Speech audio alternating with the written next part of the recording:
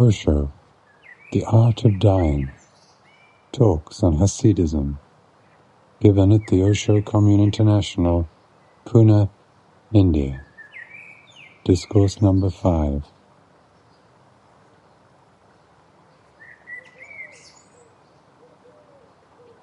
One. Rabbi Visakha Bela met an old peasant from the village of Aleshny who had known him when he was young. Not being aware of his rise in the world, the peasant called to him, "Birol, what's new with you?" "And what's new with you?" asked the rabbi. "Well," answered the other, "I shall tell you. What you don't get by your own work, you don't have." From that time on, whenever Rabbi Bear spoke of the proper way to conduct one's life, he added, "And the old man of Aleshny said, what you don't get by your own work, you don't have."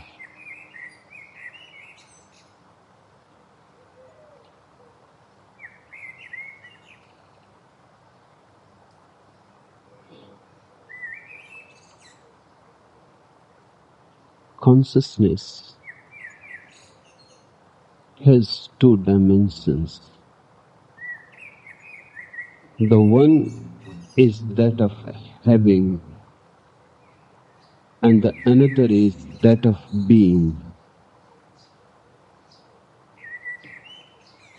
And there are only two categories of human beings.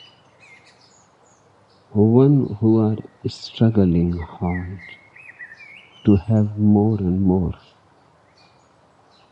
and one who have understood the futility of it and have changed their life into the other direction, the direction of being. They are trying to know who they are.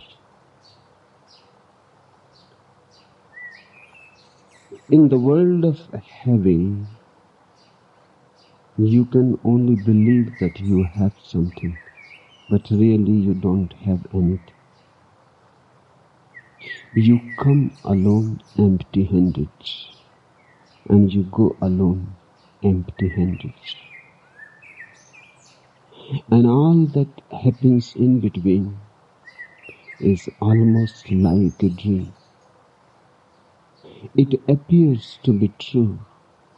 While it is there, it appears to be real. But once it is gone, then you understand nothing was really happening. The reality has remained untouched by our dreaming. The world of having is nothing but of dreaming. The religious person is one who has become aware of the futility of it all. You cannot have anything except yourself. And all that you have except yourself is a deception. It is an illusion. And in fact, that which you have possesses you more than you possess it. The possessor finally becomes the possessed.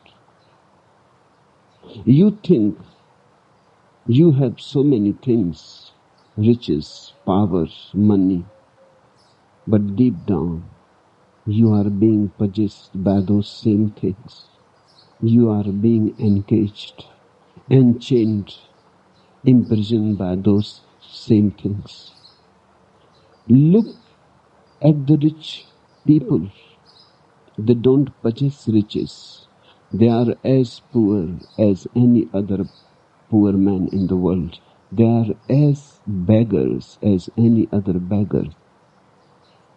In fact, whatsoever they possess, possesses them. They are burdened by it.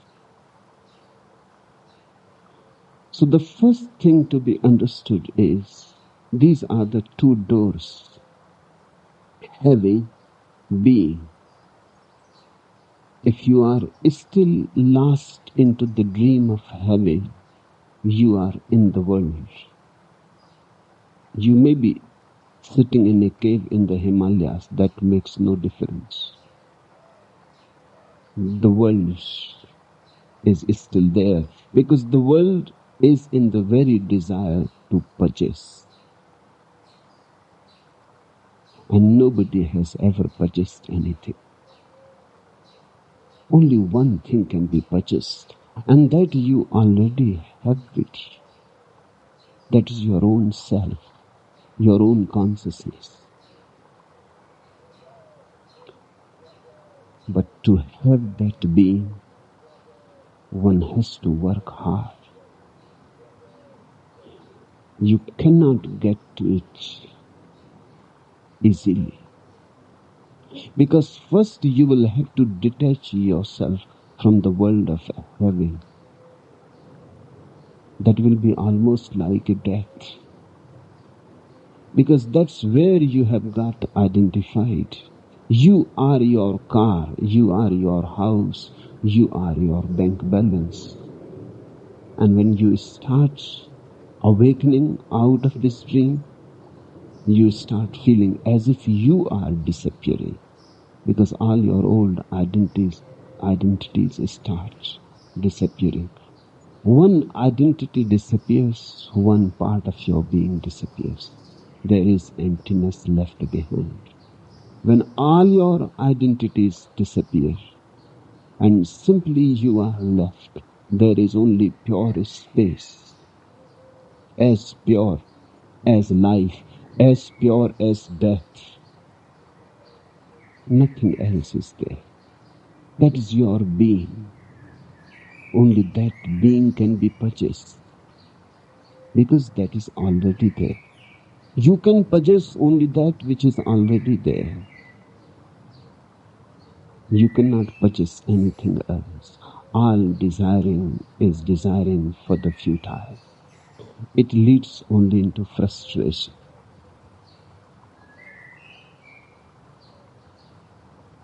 Ordinarily, even when people become religious, they go on thinking in terms of a heaven, possessing heaven, or possessing the pleasures of heaven.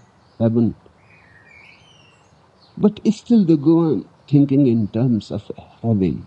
Their heaven is nothing but their projected desire of having everything. All that they have missed here, they would like to have in the afterlife.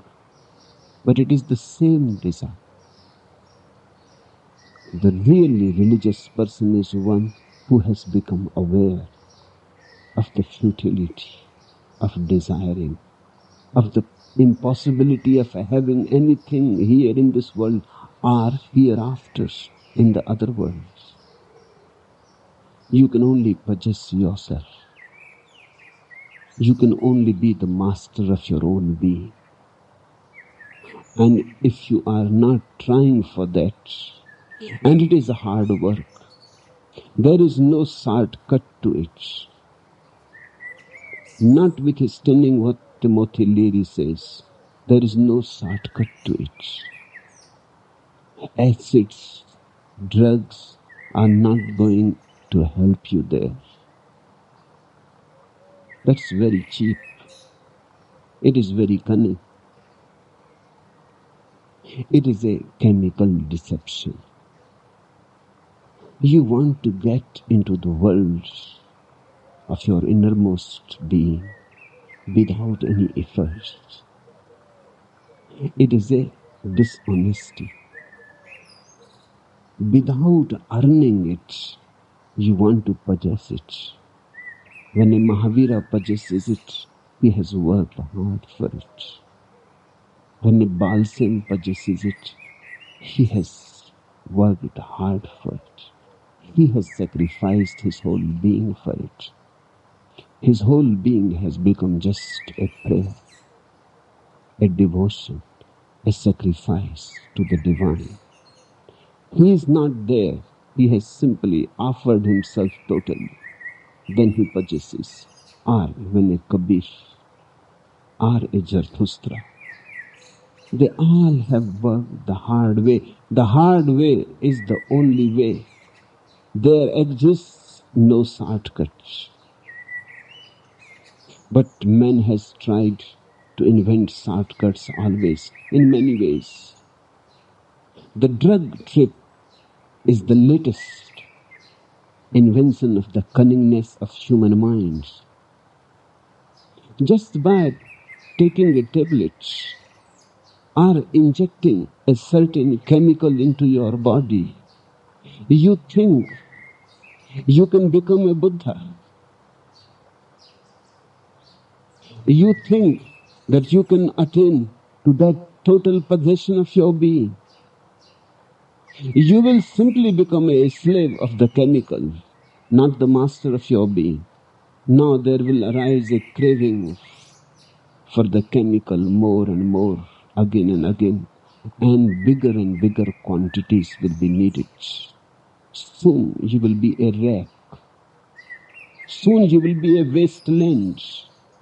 Soon you will be deserted by all that is beautiful and true and all that is divine. But the lure is there. The human mind thinks we can find some shortcuts. You may all remember certain dreams. In dreams, you skip many stations if you are traveling in the train. You suddenly are in London and then suddenly you are in Tokyo. You skip the whole journey. The unconscious continuously craves for shortcuts. In dream it is okay, but in real life it is not possible. You cannot skip any stage and you cannot skip any station on the way. Howsoever fast you go, there is no way to skip anything.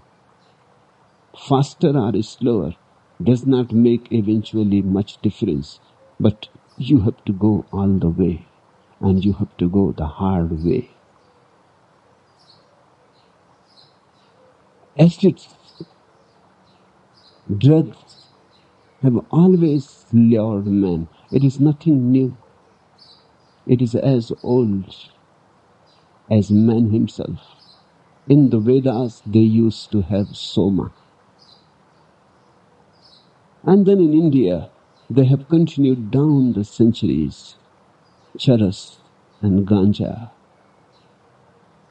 and opium, and they have tried everything. Now, the madness is spreading to all over the world. Now people are trying to find a shortcut, a very easy and cheap thing that you can purchase, that you can just swallow. Samadhi cannot be swallowed. And God is not a chemical phenomenon. You have to earn it. Only then you can have it. Then there are others. There are other methods also. It is not only that drugs are a shortcut. There are other methods also. They all guarantee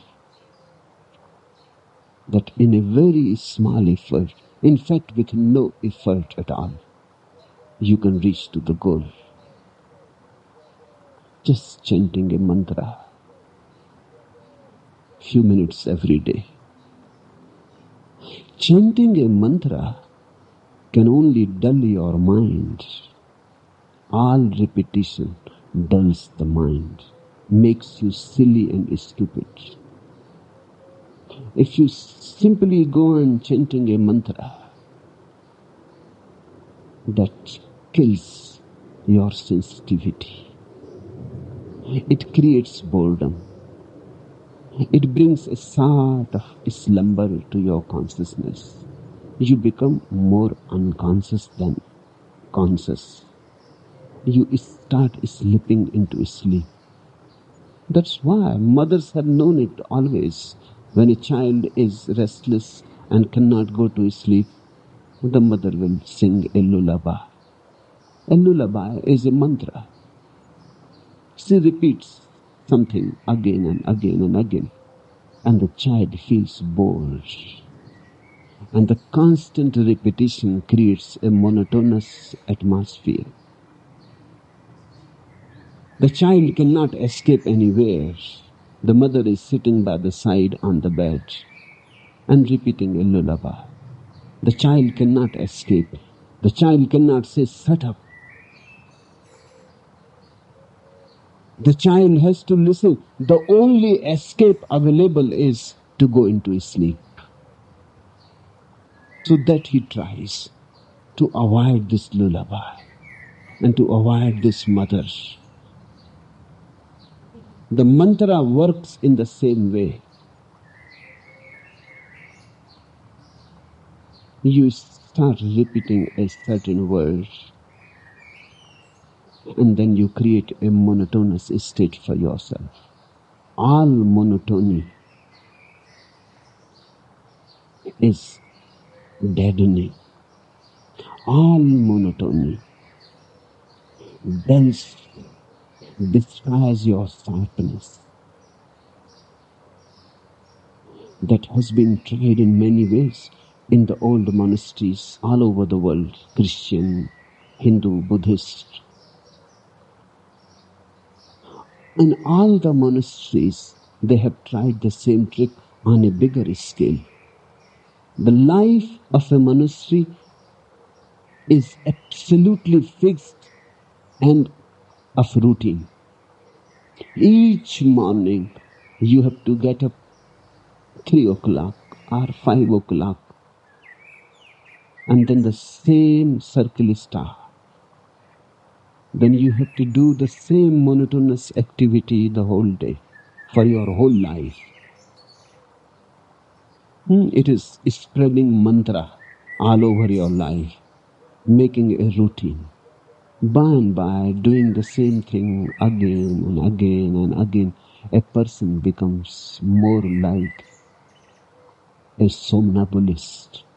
Whether he is awake or asleep makes no difference. He can simply go on doing the empty gestures and empty movements. He loses all distinction between sleep and waking. You can go to the old monasteries and watch, and you will see monks walking in sleep. They have become robots. When they get up in the morning and when they go to sleep, now there is no distinction. The territories are overlapping. And it is exactly the same every day. In fact, the word monotonous and the word monastery come from the same root. They both mean the same. You can create such a monotonous life that intelligence is not needed. When intelligence is not needed, you become dull. When you become dull, of course, you start feeling a certain sort of peace, a certain silence, which is not real, which is pseudo. Because the real silence is very alive, throbbing. The real silence is positive. It has energy in it. It is intelligent, aware, full of life and zest.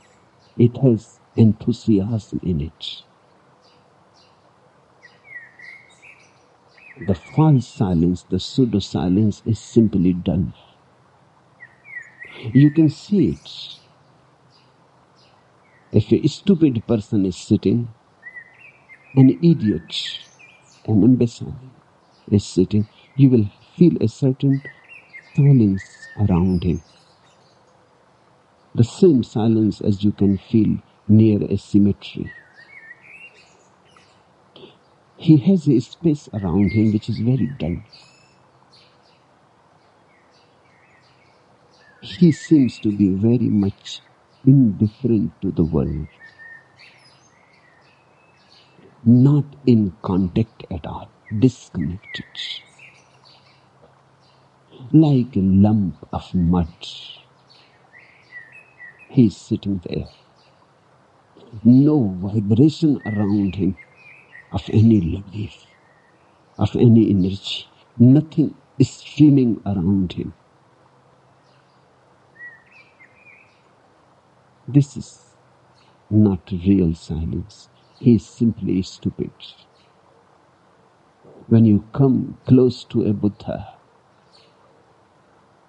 who is silent because of his intelligence, who is silent because of his awareness, who is silent not because he has forced himself to be silent, who is simply silent because he has understood the pointlessness of being in any way disturbed. He is silent because he has understood that there is no point in being worried and there is no point in being tense. His silence is out of understanding. It is overflowing understanding. When you come near a Buddha, you will have a totally different fragrance. The fragrance of consciousness.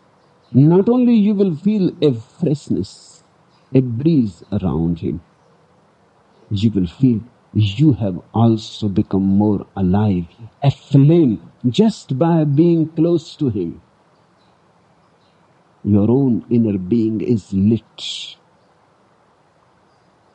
A lamp starts burning within you. When you are close to him, just the very affinity, the closeness, and suddenly you feel you are no more so depressed. His presence is pulling you out of the mud in which you have established yourself perfectly. His very presence is uplifting, and you will feel life, love, compassion, beauty, reality. If a person goes on doing a mantra and lives a monotonous life of routine, that just goes into the gestures and emotions because he has to do. And he has done the same thing so many times that there is no need to be alert about it. He can do it in sleep. He has become so efficient. Efficiency simply means he has become mechanical. Then you can see that he is silent. You will see this type of silence if you come across people who practice transcendental meditation. They have stilled themselves by repeating a certain mantra. They have forced their mind to keep quiet. But this is cheap, and you cannot get the real by such cheap measures. The real becomes available only when you work for it with your totality. But remember, I am not saying that the real becomes available only by our work. There is a paradox in it. You have to work hard. You have to work in a total, passionate way. And yet you have to remember that it does not happen by our work alone. It happens by grace. That is the message of Hasidism. You work hard. It never happens without your working hard. One thing certain. It happens only when you have worked hard. But that only creates the situation for it to happen. It is not like cause and effect. It is not that you heat the water to 100 degrees and it has to evaporate. It is not like that. It is not a natural law. It has nothing to do with the world of gravitation. It is a second law, a totally different law of grace. You work hard, you come to the 100 degree, then you wait there, throbbing, expectant, alive, happy, celebrating, singing, dancing. You wait there at the 100-degree point. It is a must. You must come to the 100-degree point. But now you have to wait. You have to wait patiently, lovingly. When the right moment comes, when your work is complete and your waiting is also complete, then the grace descends. Or you can call it the grace ascends. Both mean the same, because it comes from the deepest core of your being. It looks like descending because you have not known your innermost core up to now. It seems as if somewhere from the above is coming to you. It comes really from somewhere within you. But the within is also the beyond. Hard work is needed to attain to grace. But the real thing finally happens only because of grace. This is a paradox. It is difficult to understand it. Because of this paradox, millions of people have lost their way. There are few who say, and they are very logical, their logic is impeccable. There are few who say that if it comes only by our efforts, then why bother about grace and God? If it happens only by our effort, then okay, we will do all the effort and we will make it happen. So they don't talk about grace, God. They will miss, because it never happens only by our efforts. Then there are people who say if it happens only by grace and never happens by only our efforts, then why bother? We should wait, and whenever God wills, it is going to happen. They both miss. One misses because of egoism, that only my effort is enough, only I am enough. The another misses because of laziness, lethargy. Both miss. The one who arrives home has to follow the paradoxical path. This is the paradox, that I have to work hard, not only hard, I have to put myself totally at the stake. Only then I become capable of receiving grace. But it happens through grace. A moment comes when I have done all that I can do, and then I pray that now no more is possible from my side.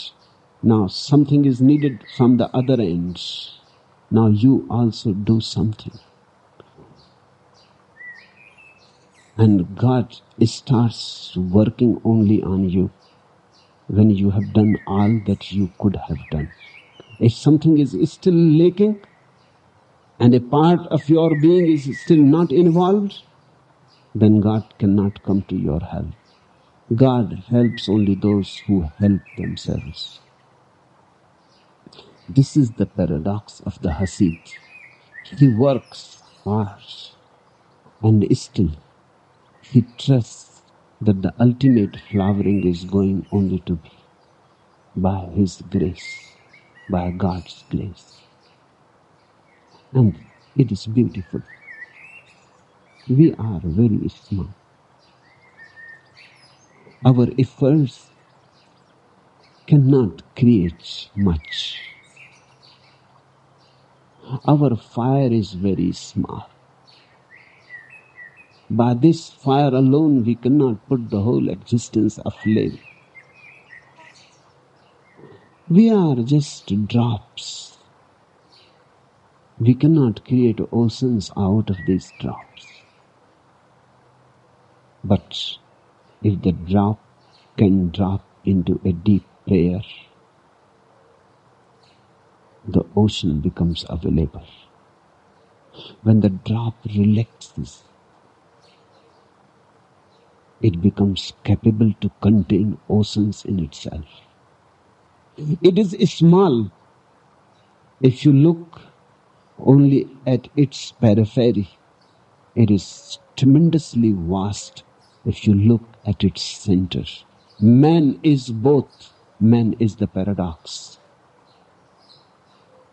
He is the tiniest particle of consciousness, atom, very atomic, and yet he contains the vast. The whole sky is contained in him. So first, these two languages have to be understood, the language of having and the language of being. And you have to change your gears from the language of having to the language of being. Let me tell you a few anecdotes. A Japanese high official confronted his daughter. I have been told that you are going out on dates with a foreigner. Furthermore, that he is an American soldier. And what is more, he is Jewish. The girls thought back, what stomach told you that? Now the word stomach tells everything. There is no need for anybody to tell anything anymore.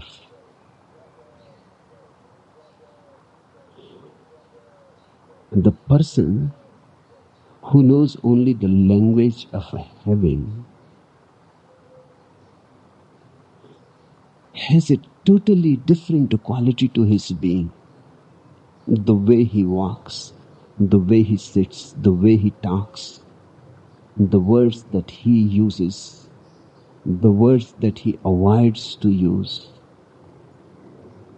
the people he mingles with and the people that he avoids, the places that he visits and the places that he does not visit.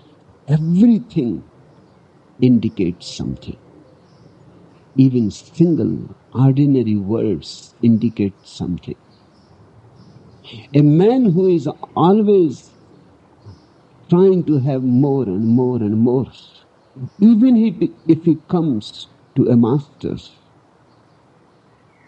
the way he comes, the desires with which he comes, even if he surrenders, in his very surrenders, you can find his language.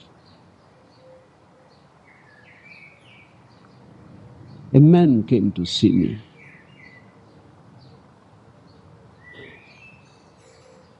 The way he came, I could see that he is absolutely indifferent towards me. It was so clear, it was so loud.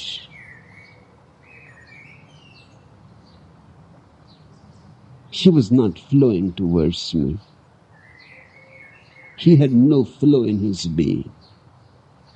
He was a stagnant pool of energy.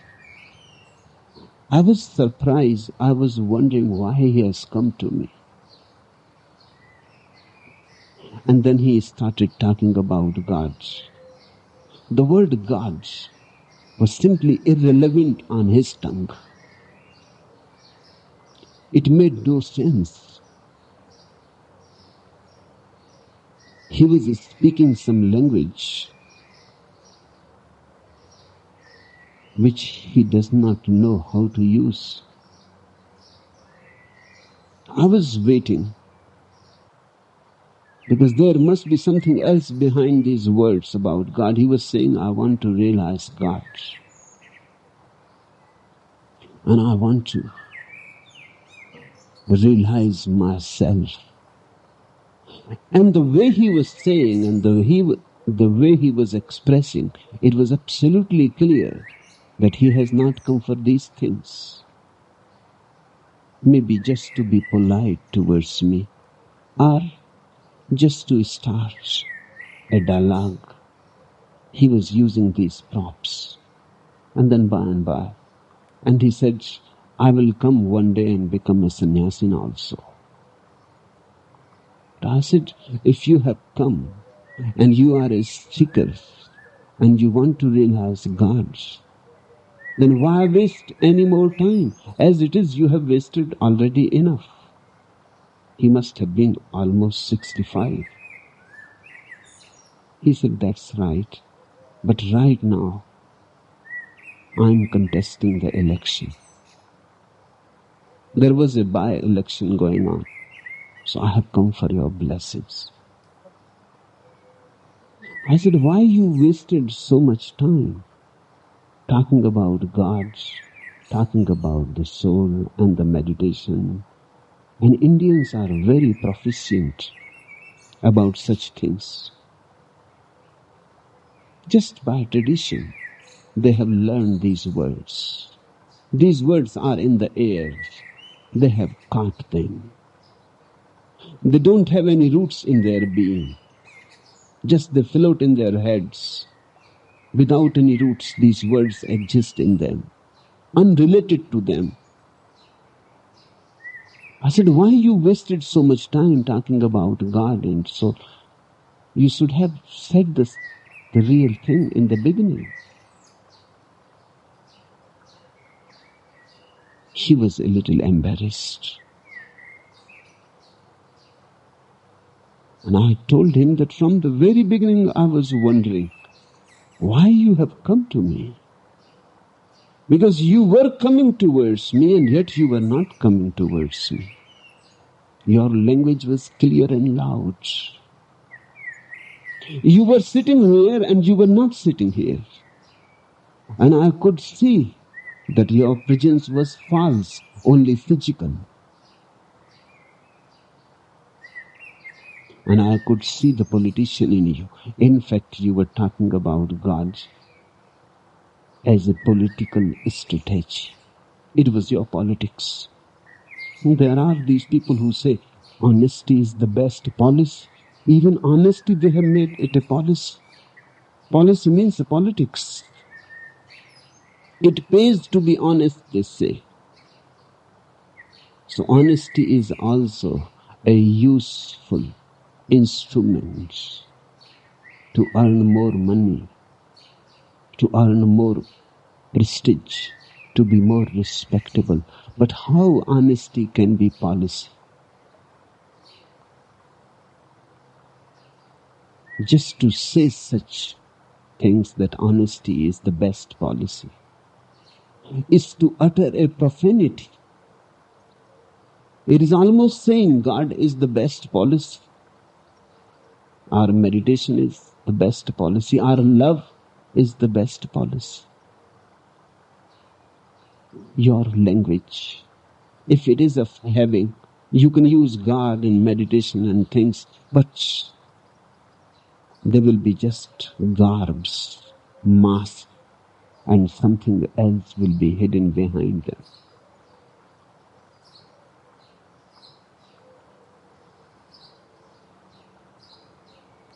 I'm afraid it is bad news, said the doctor to the husband of a nagging wife. Your wife has only a few hours left to live. I hope you understand there is nothing more to be done. Don't let yourself suffer. It is all right, doc, said the husband. I have suffered for years. I can suffer a few hours more. People have different languages. Even if they use the same words, they don't use them with the same meaning. Listen to the meaning and never listen to the words. If you listen to the words, you will never understand people. Listen to the meaning. The meaning is a totally different thing. The woman lion tamer had her beasts under perfect control. At her summons, the fiercest lion came meekly to her and took a piece of sugar out of her mouth. The circus crowd marveled, all except one man, Mullah Nasruddin. Anybody could do that. He yelled from the audience. Would you dare to do it? The ringmaster yelled back scornfully. Certainly, replied Nasruddin, I can do it just as well as the lion can.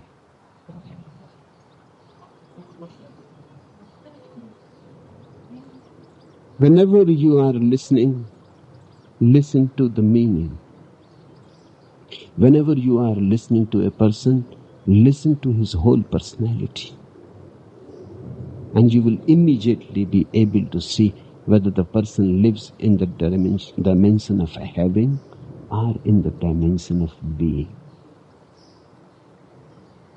And that will be very helpful for your own inner growth and for your own change of gears. Just watch people.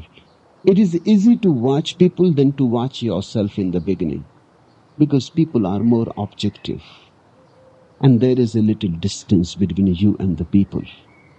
And you can be more objective about people because you are not involved in them. Just watch. Make it a point. Buddha used to say to his disciples that watch everybody passing by, coming, going in the streets. Watch people. See exactly what is happening. Don't listen to their words. They are very cunning. They have become very deceptive. When somebody is saying something, listen to his face, to his eyes, to his being, to the gestures. And you will be simply surprised that you have lived up to now only with words. A person may be saying, I love you, and his eyes may be simply denying it. A person may be smiling by the lips, and his eyes may be ridiculing it, rejecting. A person may be saying hello and holding your hand, and his whole being may be condemning you. Listen to the language of the body, the language of the gestures, the language behind the language. Listen to the meaning and first become alert about others. Let everybody who comes to you be an experiment of awareness. Then by and by you will become able to watch yourself. Then turn your whole flood of light upon yourself. Then use the same with yourself. When you say to somebody, I love you, listen to what really you are saying, not these words. Words are almost always fake.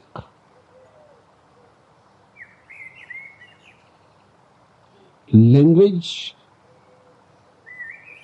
is very tricky and can garb things so beautifully that the containers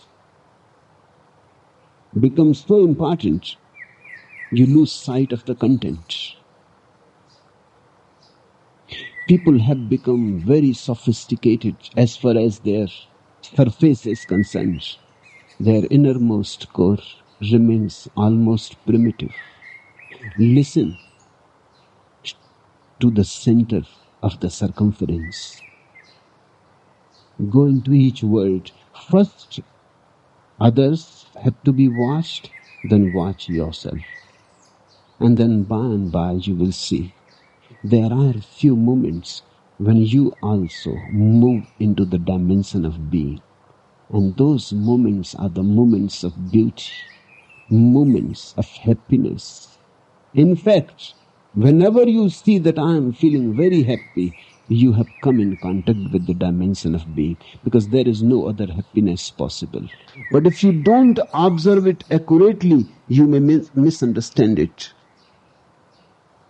You are sitting with a woman you love, or a man you love, or with a friend, and suddenly you feel a deep well-being arising in you, a deep joy for no reason at all, for no visible cause. Just you are aglow. You start finding causes outside. You think maybe it is because the woman is sitting by my side and she loves me so much, or because I have met the friend after so many years, or because the full moon is so beautiful. You will start finding causes. But those who have become alert in listening to their hearts, to their real meanings, will not be looking for causes outside. They will look inside. They have come in contact with their being. Maybe the woman you love functioned as a situation, as a jumping board, and you jumped into yourself. It is difficult to jump when there is some antagonism outside. You have to be then outside. When somebody loves you, you can drop all your defense measures. You can drop all your strategies. You can drop your politics. You can drop your diplomacy. When somebody loves you, you can be vulnerable. You can trust that he is not going, or she is not going to take advantage of it. That you can be defenseless and you will not be killed and crushed. That you can be defenseless and the presence of your friends will be soothing. It will not poison you. Whenever there is a situation where you can leave yourself defenseless and you can drop your strategies and your armors, suddenly you are in contact with your being. You have moved from the dimension of having to the dimension of being. Whenever it happens, there is happiness, there is joy, there is rejoicing. Even if for a split second, suddenly the doors of heaven open. But you again and again lose it because you are not aware. It happens only accidentally. Remember, a religious person is one who has understood this accidental happening and who has understood the innermost key of it. And now, he does not move only accidentally into his dimension of being. He has the key, and whenever he wants to move, he opens the door. He can unlock the door and go into it. This is the only difference. In ordinary happiness and the happiness of a religious person, the only difference is this, that the religious person has become capable to move any time, any place, into his being. Now he knows the direct route and he does not depend on outside props. You depend too much on the outside props. Sometimes you are in a beautiful house, it feels good. You are traveling in a beautiful car, the car humming and everything going beautiful. It feels good.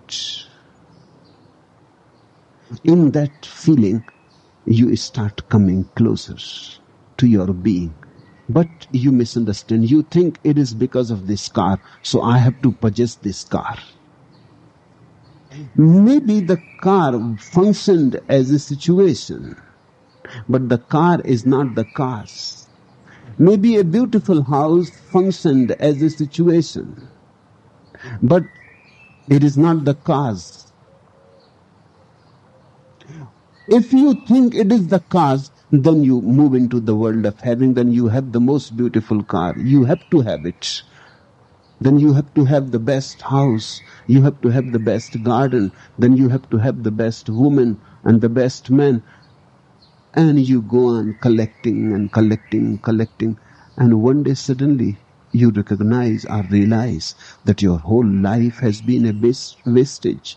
You have collected much, but you have lost all sources of happiness. You got lost into collecting things. The basic logic was that wherever you feel good and happy, that thing has to be purchased. Listen to me. That thing need not be purchased. You just watch what is happening inside you, and you can start having that happening without any outside help. That's what a sannyasin is. It is not that he has to leave all that he possesses, but he has to remain alert that you cannot possess anything in this world. Secondly, all that you possess can function only as a situation, but it is not the cause. And the cause is inside, and you can open the doors without any outside prop, in any time, in any place, and you can go in and you can be rejoiced. Then he is no more attached. He can use the things, they are useful. I am not against things, remember. Neither are the Hasids against things, remember. Use the things, but don't believe that things can cause you happiness. Use the things, they have a utility, but don't believe that they are the goals. They are not the ends, they are only means. The goal is within you, and the goal is such that one can move directly into it without any outside help. Once you know it, you become a master of your being.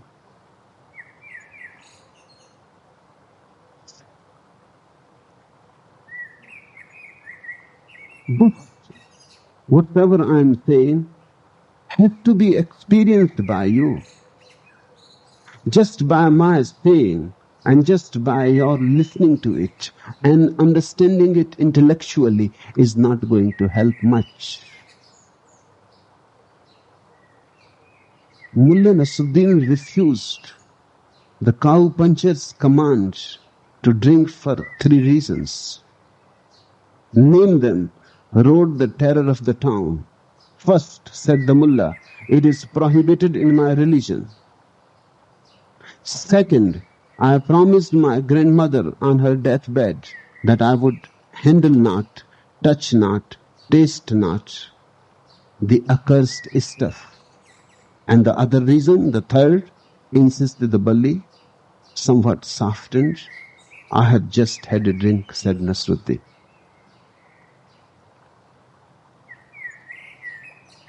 If you simply listen to me and intellectually understand me and never experiment it into your own inner lab of consciousness, it will remain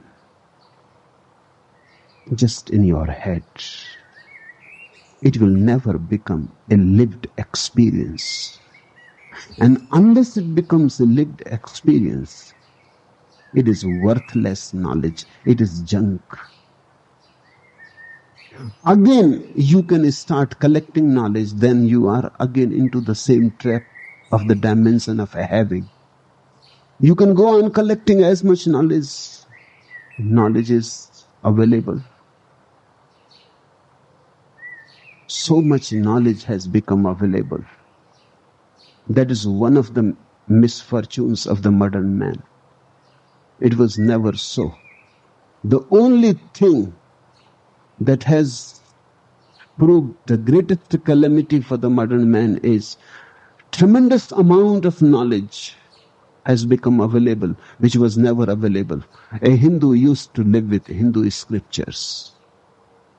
The Mohammedan used to live with the Mohammedan scriptures. The Christian used to live with the Bible, and they were all secluded, and nobody was going into the other's world of knowledge. Things were clear cut. There was no overlapping. Now everything is overlapping. And tremendous new knowledge has become available. We are living in a knowledge explosion. In this explosion, you can start gathering information. You can become a great scholar. Very cheap, very easy. But it is not going to transform you at all. Again, remember, knowledge belongs to the dimension of having.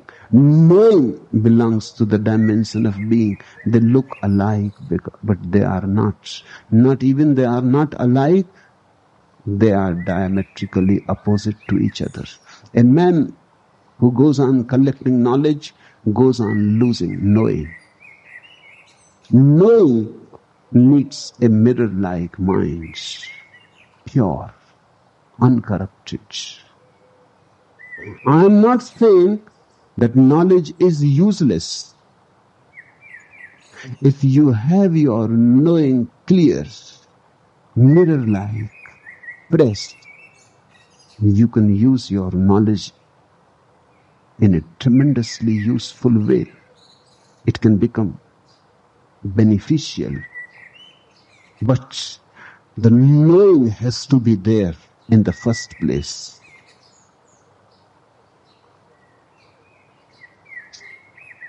Knowledge is very easy again. Knowing is very difficult. For knowing, you have to pass through many fires. For knowledge, nothing is needed. As you are, you can go on adding more and more knowledge to you. A gay man about town, long on charm but short on cash, surprised his friends by his sudden marriage to an extremely ugly woman whose only virtue was her well-padded bankroll. After the marriage, his friends were doubly mystified by his insistence on taking his wife everywhere with him. I can understand your marrying that painfully ugly woman for her money, one of his close friends remarked frankly. But why do you have to bring her with you every time you go out? It is simple, the husband explained. It is easier than kissing her goodbye.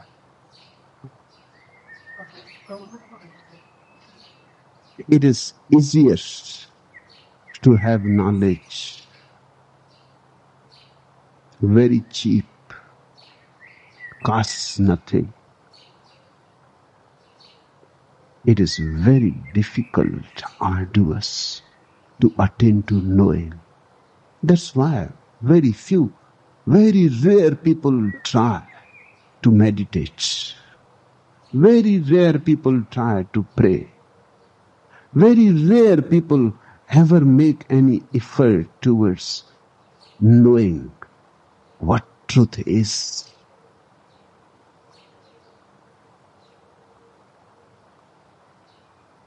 And whatsoever you have not known on your own is meaningless. You can never be certain about it. The doubt never disappears. The doubt remains like a worm underneath it, sabotaging it. You can shout loudly that I believe in God, but your shouting does not prove anything. Your shouting only proves one thing, that there is doubt. Only doubt shouts loudly. You can become a fanatic believer, but your fanaticism simply shows one thing, that there is doubt. Only a man who has doubt within himself becomes a fanatic. A fanatic Hindu means one who does not really trust that Hinduism is right. A fanatic Christian simply means one who has doubts about Christianity. He becomes fanatic, aggressive, not to prove to others. He becomes fanatic and aggressive to prove it to himself that whatsoever he believes, he really believes. He has to prove it.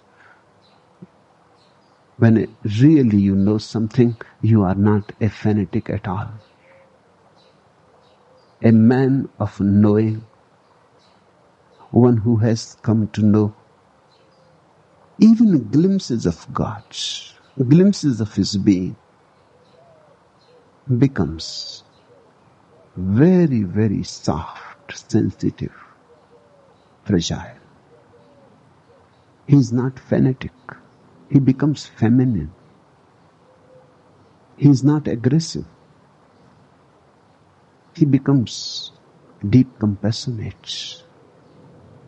And by knowing, he becomes very much understanding of others.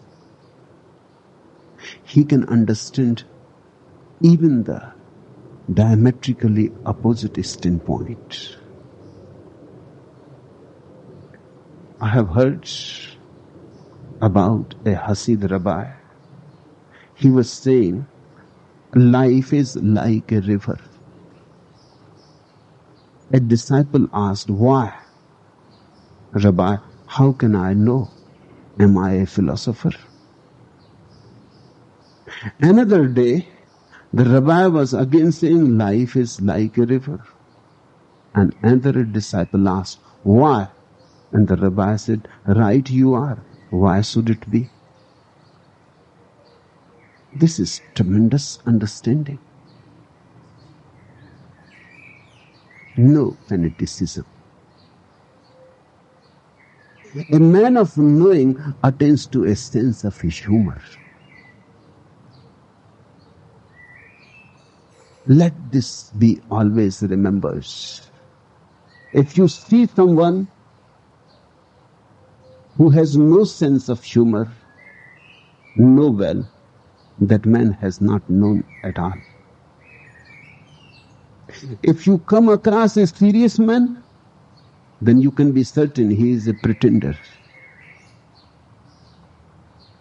Knowing brings sincerity, but all seriousness disappears.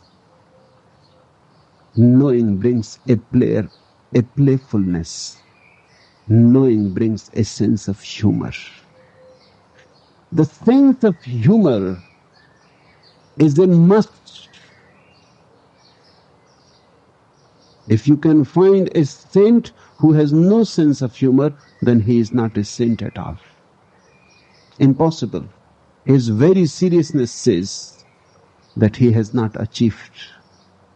Once you have some inner experiences of your own, you become very playful.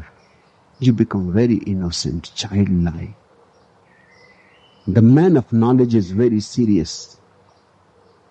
The man of knowledge always carries a serious and a gloomy atmosphere around him. Not only he carries a serious atmosphere, he makes anybody who comes in his contact serious. He forces seriousness. In fact, deep down, he is worried. He does not know anything. He cannot relax. His seriousness is a tension. His anguish. He knows that he knows only for the name's sake. He knows that his knowledge is all fake. He cannot laugh at it. Now, listen to it. The rabbi said, life is like a river. And the disciple asked, why? And the rabbi said, how can I know? Am I a philosopher? And another day, the rabbi said again, life is like a river. And another disciple asked, why? And the rabbi said, right you are. Why should it be? You see, the non-serious. You see, the tremendous sense of his humor. Hasidism has created few of the greatest saints of the world. And my respect towards them is immense because they are not serious people. They can joke and they can laugh. And they can not only laugh at others, they can laugh at themselves. That's the beauty.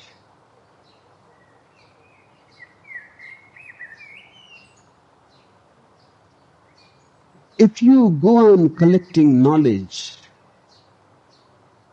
you can have a great amount of knowledge, but it is not going to be of any help when the need arises.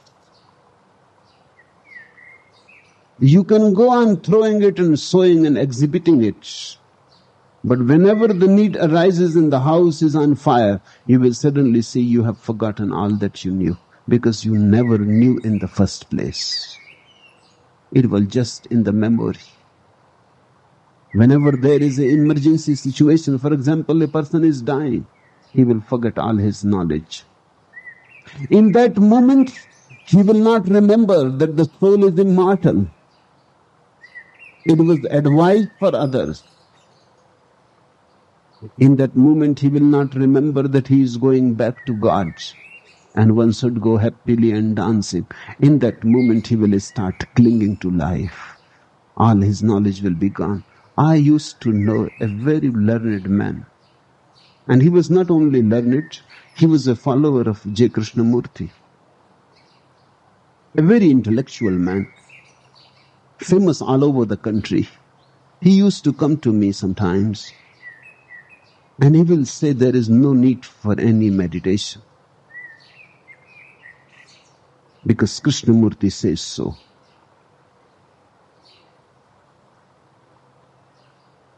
I used to listen to him and laugh. He will ask me why you laugh whenever I say these things. I told him again and again that I listen to you, I don't listen to what you say. And your being gives me some totally different message. If really there is no need for meditation, there is no need for scriptures, there is no need of any methods, there is no need for even prayer, and you have understood it, then this would have transformed you totally. He will say seriously that that's right. I have understood intellectually, but someday I will understand it non-intellectually also. I have taken the first step. The second will be coming. Then one day, his son came running to me and told me that father is very ill. It seems like a heart attack. And he remembers you. So I rushed. I went to him. He was lying on the bed and repeating Ram, Ram, Ram. So I shook his head and I said, what are you doing?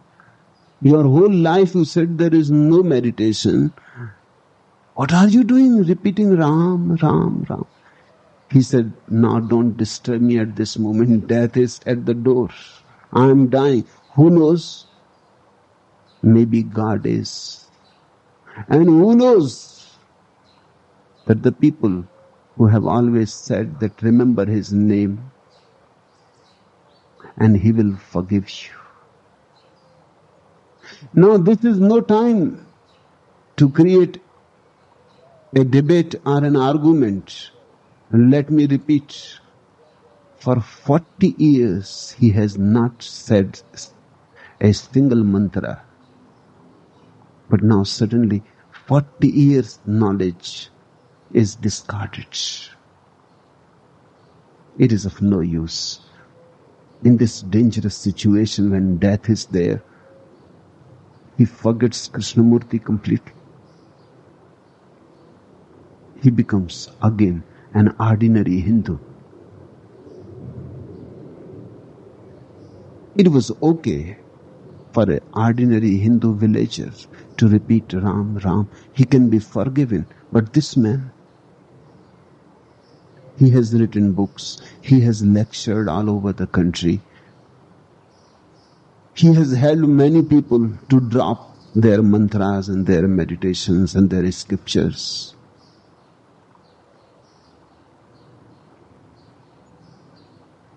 And now suddenly he is repeating.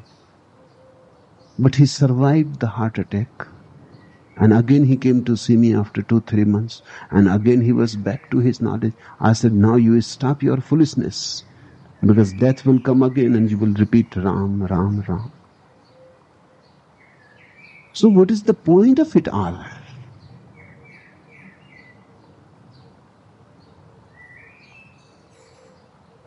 A very rich old man has remained a bachelor. Now he was nearing 75. Then suddenly a friend convinced him, a married friend, that you should get married. You should not miss this pleasure. So he decided to get married. Of course, he had so much money. He immediately found a beautiful girl. Off they went to their honeymoon. He took the married friend and his wife with him as guides in this new exploration. The next morning, they met in the motel at breakfast. The friend has fed him every information about sex and how to make love and what to do and what not to do. Next morning they met in the motel at breakfast. What a fantastic time I had last night, said the married man. We went to bed last night. My wife was eager, I was eager, and we had a marvelous night of love. What about you, old man? Ah, my God, said the old rich man, I forgot clean about it. The whole life of bachelorhood. And then somebody guiding you, telling you things, and you memorize them, but they don't have any deep contact with your being. They simply float above your head. They don't touch you. The old man said, ah, my God, I forgot clean about it. 75 years of sleeping alone create a mechanical habit of its own. If you go on accumulating knowledge, it creates a habit. It never gives you any knowledge, but it gives you a habit. A habit that you can accumulate more. And a very dangerous habit. Even if you come across a Buddha or a Jesus, you will miss, because there also you will be accumulating. You will be taking note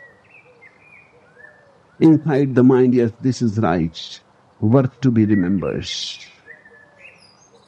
Your accumulation will become more and more bigger. But you will be just a dead museum or a museum of dead things. And more you are covered with this having knowledge, the less will be the possibility for the real knowledge. The knowledge that comes by knowing being, by being, will be missed. Remember, the mind is nothing but that which you have collected up to now. The mind is all that you have inside your being. Beyond the mind is your real being. Beyond having is your real being. Outside you have collected things, inside you have collected thoughts. And both are in the dimension of having. When you are no more attached to things and when you are no more attached to thoughts, suddenly the open sky of being. And that's the only thing worth having and the only thing that you can really have. Now this story. Rabbi Issachar Bayer met an old peasant from the village of Olesne who had known him when he was young. Not being aware his rise in the world, the peasant called to him, Beryl, what is new with you? And what is new with you? Asked the rabbi. Well, answered the other, I shall tell you. What you don't get by your own work, you don't have. A tremendously significant say. Maybe the peasant has never meant it in such a significant way. But the rabbi took it. It was a precious stone. Out of that ordinary peasant,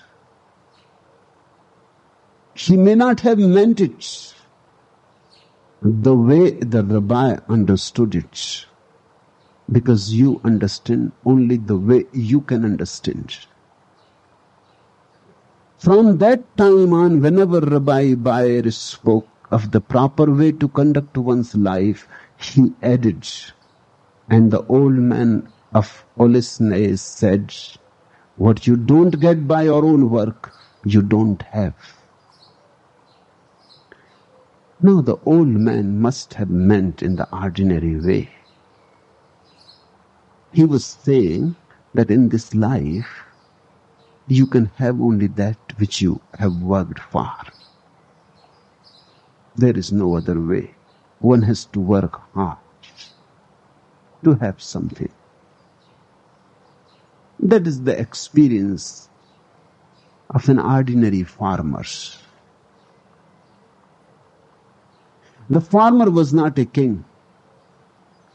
Otherwise, you can have much that you have not earned by your own labor. A very great rich man once was asked, a poor man asked him, that what is the best way to get rich into the world? The rich man said, the best way is to find right parents.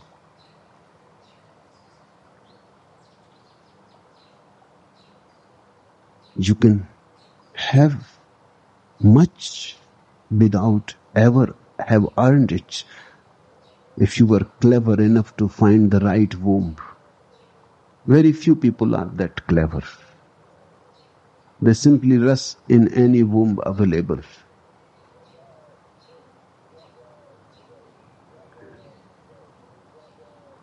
You can rob, you can cheat, you can exploit.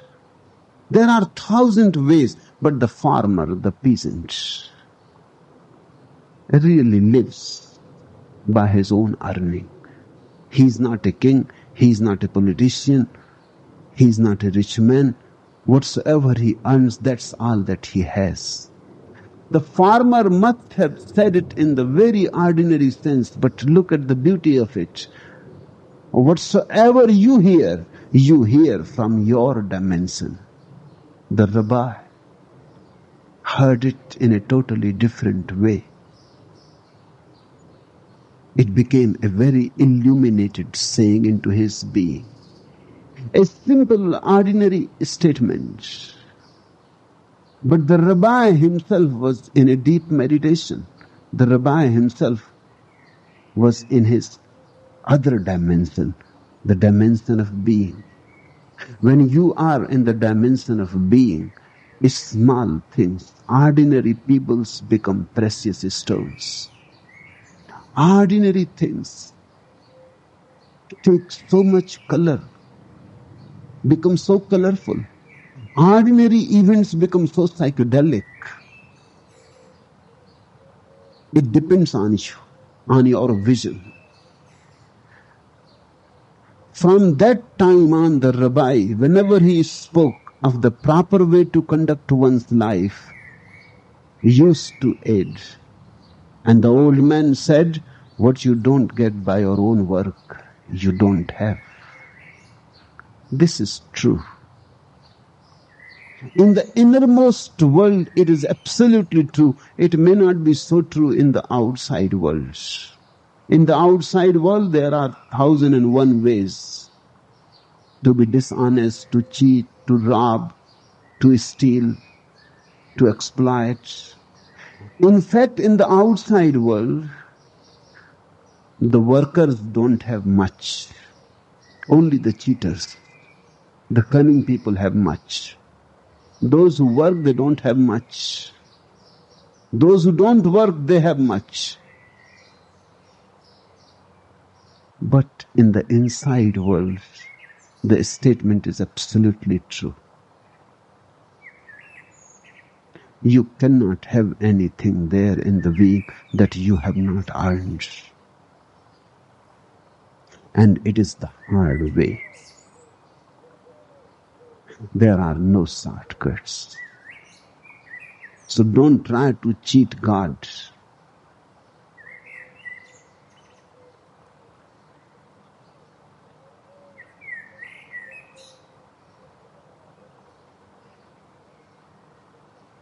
A man who is deluded by having things loses all opportunities of attaining to the state of being.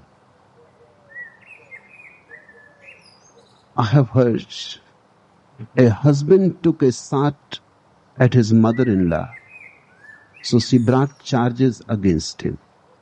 You were drinking, said the judge. So I must tell you something. It was liquor that inflamed you. It was liquor that made you hate your mother-in-law. It was liquor that got you to buy the revolver to shoot her. It was liquor that made you go to your mother-in-law's house, point the revolver, pull the trigger and fire. And note, it was liquor that made you miss her. It is the same story, the same liquor. Your whole life, it is your ambition to have that functions like the liquor. So watch it. Beware of it. That is the only illusion in the world. One day when you will go, then you will realize, but then it will be too late. I have heard about a man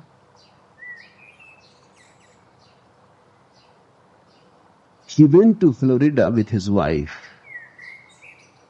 and became fascinated by the spectacle of 8 horses chasing each other around a track. He and his wife bet heavily, and after a few days they had only $2 left between them. But he was a hopeful type, and he convinced his wife that everything would be all right if she let him go out to the track alone. A friend drove him out. There was a 40-1 shot in the first race, and he decided to bet on it. The horse came in. In every race, the man bet the long shot, and in every race he won. By the end of the last race, he had over $10,000, and he decided to press his lucky streak. On the way back to the hotel, he stopped off at a little gambling club and ran his stake up to 40,000 on the roulette wheel. One more play, he decided, and he would leave. He put the entire 40,000 on black. The wheel spun. The croupier announced, "Number 14, red." The man walked back to the hotel. His wife called him from the veranda. "How did you make out?" she asked eagerly. The husband shrugged. He said, "I lost the $2. In the end, when death comes, the whole game of thousands and thousands of dollars, achieving this, attaining that, becoming this, becoming that, the power, the prestige, the money, the respectability. Nothing counts. Finally, you have to say only, "I have lost my being."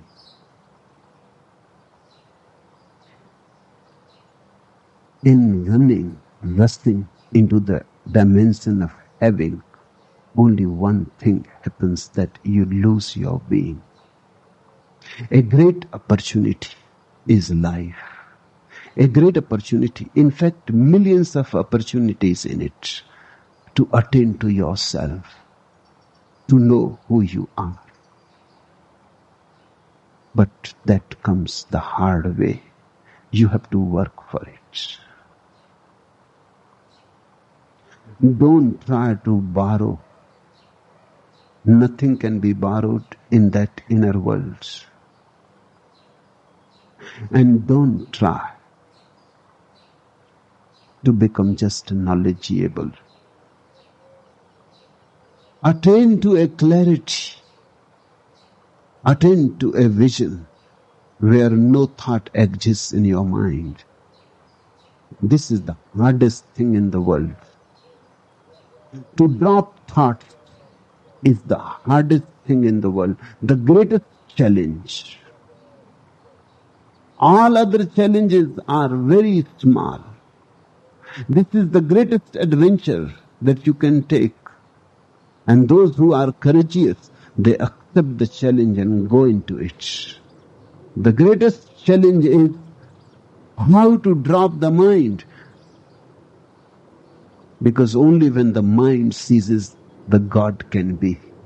Only when the known disappears, the unknown can be. Only when there is no mind, no you, nothing of you left, suddenly there is that which you have been seeking and seeking forever and forever. God is when you are not. This is the hardest thing to do. The last anecdote. Rabbi Grossman and Father O'Malley were seated beside each other at a bucket.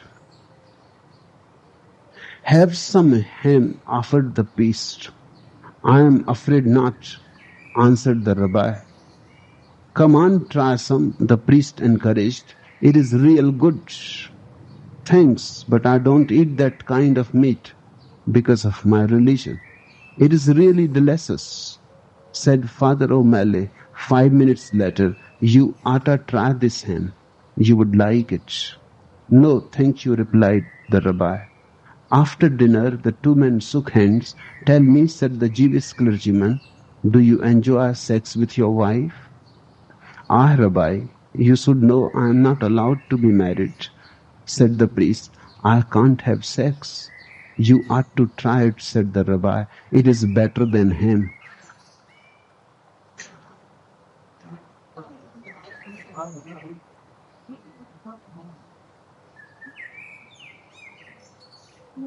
That's all that I can say to you.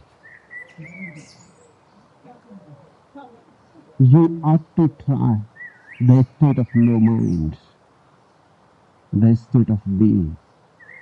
It is better than all the worlds put together.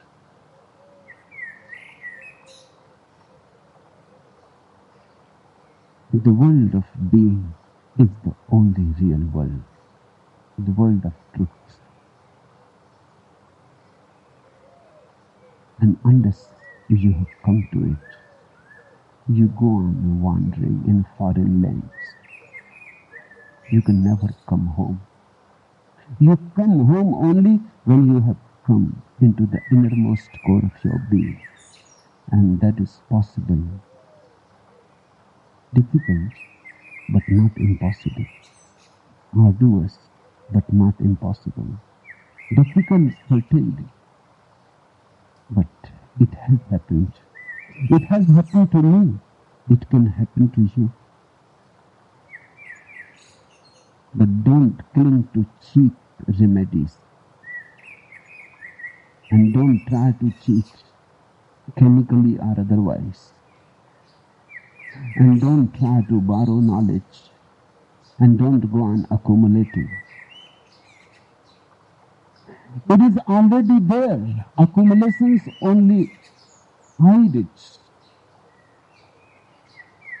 It is already there.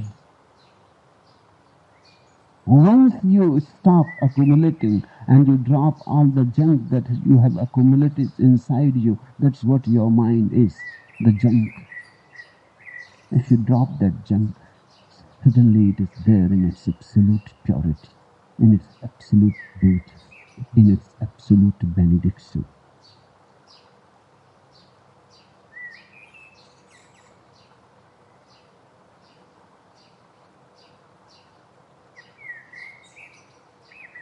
A wise man, the wonder of his age, taught his disciples from a seemingly inexhaustible store of wisdom. He attributed all his knowledge to a thick tome that was kept in a place of honor in his room. The sage would allow nobody to open the volume. When he died, those who had surrounded him, regarding themselves as his heirs, ran to open the book, anxious to possess what it contained. They were surprised, confused, and disappointed when they found that there was no writing in that book. Only on the first page there was one sentence. They became even more bewildered and then annoyed when they tried to penetrate the meaning of the phrase that met their eyes. It was, when you realize the difference between the container and the content, you will have knowledge. Let me repeat it. When you realize the difference between the container and the content, you will have knowledge. The container is your consciousness. The content is your mind. The container is your being. The content is all that you have accumulated. When you realize the distinction between the content and the container, between the mind and the being, you will have knowledge. In a single split moment, when you remember, you recognize that you are not the content, you are the container. There is mutation. There is revolution. And that is the only revolution there is. Enough for today.